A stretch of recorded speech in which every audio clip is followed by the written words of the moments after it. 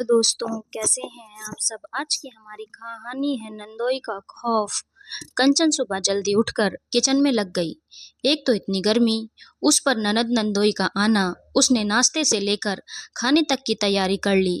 कंचन की ननद का ऑर्डर था, तुम्हारे जीजा जी आ रहे हैं, खाने नाश्ते में वैरायटी होनी चाहिए। अभी 4 महीने पहले ही तो कंचन की शादी हुई थी। उसने अपने नंदोई के बारे में सुन रखा था कि बहुत गुस्से वाले हैं, साफ सफाई पसंद करते हैं, खाने के शौकीन हैं, खाने में भी 10 वैरायटी चाहिए। जब मेहमानों के आने का सुनकर ही इतना खौफ हो जाए तो आने के बाद क्या होगा। कंचन ने एक पांव पर खड़े होकर तैयारी की। उनके आने की खुशी खौफ में बदल गई।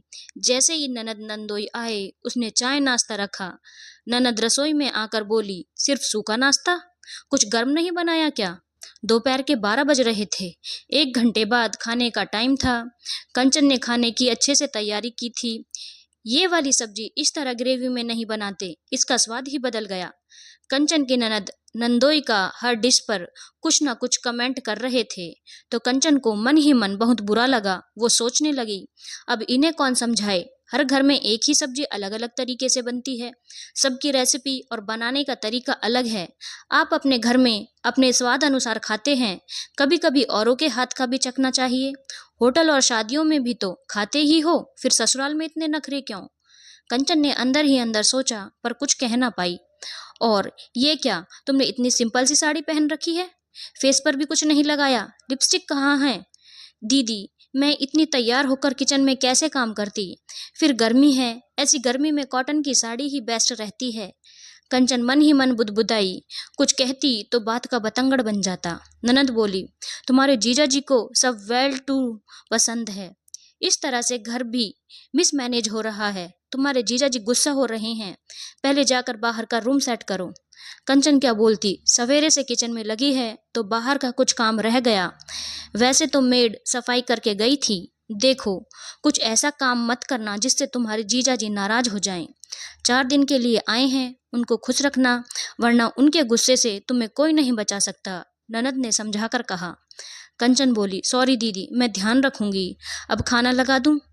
अभी नहीं, थोड़ी देर बाद खाएंगे। वो ड्राइंग रूम में चली गई। कंचन को थकान के साथ नींद भी आ रही थी। 2 बजे करीब खाना लगाया गया। 2 सब्जी, दाल चावल, अचार पापड़, चटनियाँ, मिठाई, सभी कुछ था। फिर भी वैरायटी कम लगी। खाने में 4 बज गए। फिर शाम की चाय का टाइम हो गया। उसके साथ कुछ गर्म नाश्ता बनेगा, ये ननद की फरमाइश थी। कंचन ने गर्म नाश्ते में कटलेट बनाए। शाम को सभी लोग पास ही स्थित चाची के घर मिलने गए। कंचन रात के खाने की तैयारी में लग गई। रात को फिर अलग वैरायटी का इतना ही खाना बनाया, वो भी ननद के अनुसार। तुम्हारे जीजा जी को इस तरह का पसंद है, सब्जी का शेप ये होना चाहिए, सब्जी राई में बनेगी या जीरे में, ये भी ननद ही तय करती थी। क्या बनेगा, क्या और क्या नहीं, ये ननद का ऑर्डर था। रात को 11 बज गए। नेहा की हालत खराब। रात को सास का फरमान मिला, दीदी जीजा जी को अपना बेडरूम दे दो ताकि वो रात को एसी में सो जाएंगे। जो चादर बिछी थी वो उनके पसंद के कलर की नहीं थी। चादर भी उनके पसंद के रंग की बिछाई। कंचन की सास ने एक बार भी उसे नहीं बोला कि वो भी थक गई होगी। अपने रूम में वो नाइटी पहनकर रिलैक्स हो जाती। बाहर वाले ड्राइंग रूम में कंचन को सोना था। रात को पतिदेव को कुछ कहा तो बोले, 4 दिन की ही तो बात है, एडजस्ट कर दो।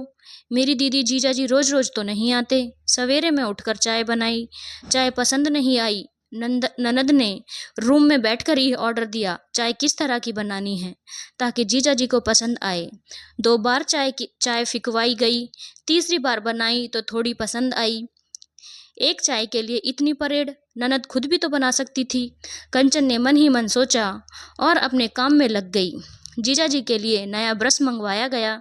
जीजा जी अपने साथ टूथ ब्रश भी नहीं लाते थे, और जो यहाँ मंगवाते हैं उसे 4 दिन काम में लेने के बाद यहीं छोड़ जाएंगे। वो लेकर भी नहीं जाते, उसे हर बार फेंकना ही पड़ता है। ये नई बात सास ने बताई। कंचन तभी ननद कंचन तभी ननद चिल्लाई, इतना गंदा बाथरूम, पहले साफ करो, तुम्हारे जीजा जी कैसे नहाएंगे। तुम्हें पता नहीं नहाने से पहले इनको सूखा बाथरूम चाहिए। कंचन को यही पता था, सबके नहाने के बाद ही बाथरूम साफ करके सुखाते हैं। खैर उसने पहले किचन का काम छोड़कर बाथरूम साफ किया। कुछ सास भी ऐसी होती हैं, बेटी जमाई चाहे कैसा भी व्यवहार करें वो हमेशा उनके लिए सही होता है। ऐसा क्यों होता है? सब बेटा तो चाहते हैं पर बहू को नहीं चाहते, उसकी तकलीफ उन्हें महसूस ही नहीं होती। जिस बेटी के जन्म का शौक मनाते हैं उसी बेटी को शादी के बाद सर पर चढ़ाकर रखते हैं। जमाई को अपने बेटे से ज़्यादा अहमियत देते हैं। कई घरों में मैंने देखा है बेटी जमाई का निर्णय ही सर्वोपरि होता है। बहू बेटों से तो सलाह तक नहीं ली जाती। 4 दिन तक ऐसा ही चलता रहा। कंचन की हालत खस्ता, वो मन ही मन सोचने लगी ये सब कब जाएंगे। 4 दिन तक कंचन सुबह 5 बजे से रात 1 बजे तक किचन में लगी रही। अब कंचन की ये हालत, वो जब भी ननद जीजा जी के आने की सुनती वो अपने मायके या कहीं घूमने चली जाती। जीजा जी से तो वो बात करने से ही बचना चाहती। जीजा जी के हर बात पर गुस्सा करना कंचन को डरा देता। आज तक उनके रिश्ते में सम्मान की जगह डर कायम है।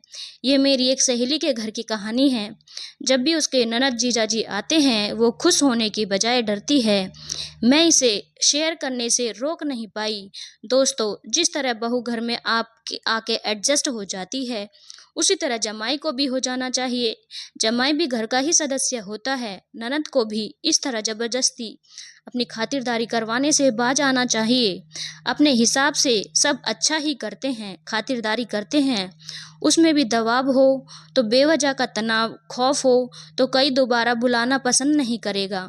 बेटी जमाई के आने की खुशी होनी चाहिए, ना कि खौफ। धन्यवाद दोस्तों। अगर आपको कहानी अच्छी लगी हो तो चैनल को लाइक, शेयर और सब्सक्राइब करना ना भूलें।